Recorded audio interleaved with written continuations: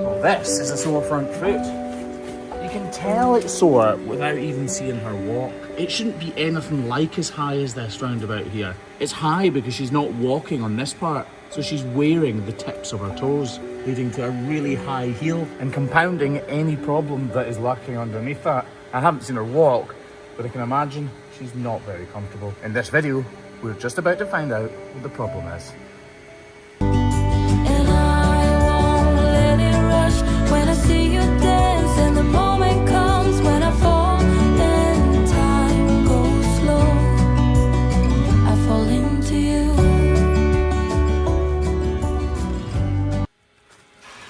So the cows are walking up a really tight race here, and I can't see them walking at all, and we don't have a list to tell us which cows are lame. I'm guessing this cow is lame, and I'm guessing it's the inside claw that's causing the problem.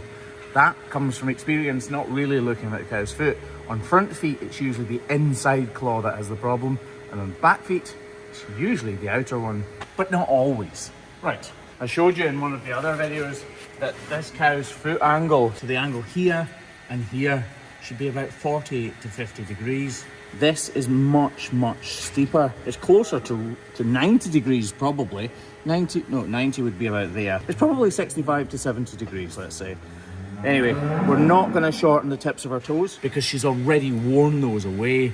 What we are going to do is reduce this angle to give her back her sole depth to the correct depth. In a perfect cow's hoof, the sole or the thickness of the bottom of her foot should be about 5 millimeters thick. It's not very much, and it's supposed to flex so that when a cow's outside and she stands on undulating ground, it'll flex round about whatever that lump and bump is.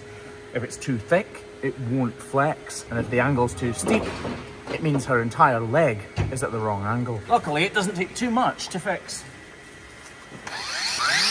Using the grinder here, I said I'm not going to remove any material from the tip of the toe, but I remove tiny fragments of hoof horn from the tip of the toe and the bulk of the material from her heel.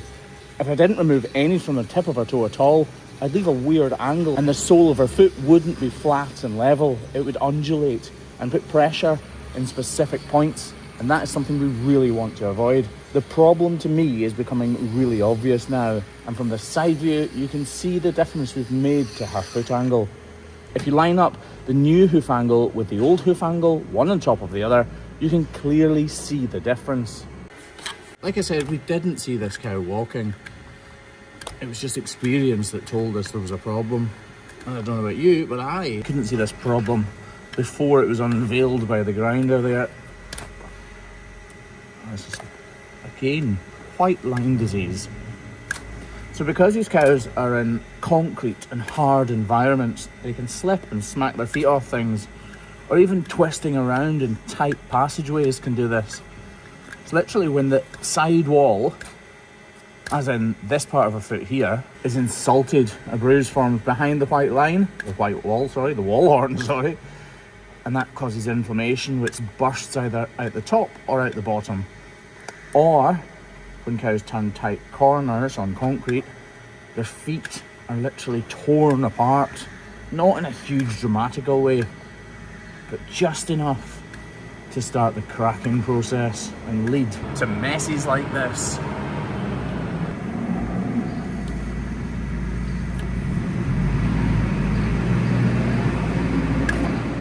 Oh, that is juicy. It actually extends further up here as well.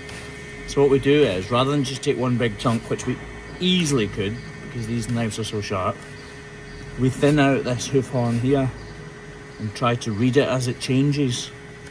You've all heard me tell you before, this dark bluey, blackish, purplish hoof horn is not problematic, it's just the colour of the horn itself. Don't punch, you're okay. Tell we're getting close to the problem there. I'm not sure if you picked that up on camera, but there's minute little flinches from her there. I'll just give this a wash out so you can see it a little more clearly.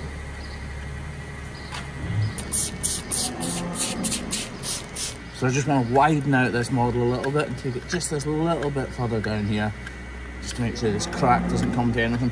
If this was not a problematic foot, I wouldn't have removed this. But because we're going to put a block on here, she doesn't need any of this integrity. The block is going to take all of her weight. Also, reduce this. It's important to reduce the entire... Oh. Excuse me. Stop at last. Hey. It's important to note she's not hurting here. She's just annoyed that she's in the crush. But it's really, really important to reduce the entire heel here. If we come from the other side, you can see there's now a big difference in height between the two claws. And that means that if the block were to fall off prematurely, she would still have some relief from that sore point. Right, with that done, we'll just quickly get a block on here.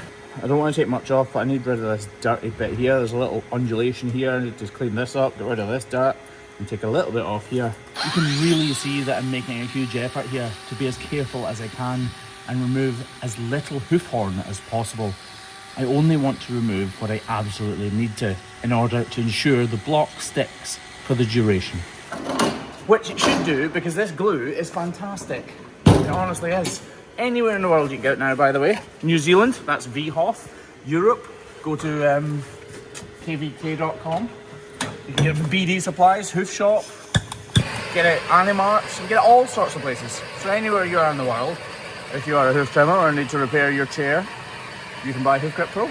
You honestly would not believe some of the things that are stuck around about my house with this stuff. Did you know the sign at the end of the road down for the children playing has been stuck there by this? Did you know the wing mirrors on the buggy are stuck on with this? I think I've never seen that. Their wellies are held together this morning. Yes, my wellies are held together with it. And all we do is spray this. You meant that. You did mean that, didn't you? You get my neck. Yeah, you got your neck on your hand. I'm a beard. Oh! I am messing around a little bit, but I'm waiting on the block drying as well, you see. What I thought we could do is show you one of Graham's fantastic tattoos. What was your inspiration behind this tattoo that we're going to talk about? What you in? You know which one? Let's see your arm. Why did you get my name tattooed on your arm? Ken, something everybody tells me, oh, you'll know, like, getting your name in your arm, but I wanted to go and get a tattoo drew up. So while I went in, you could walk in and get a tattoo, so I'm like, what could I get? I'm like, I'll get my name. And then I quite liked it, and I hate it. And somebody said it looks like caramel.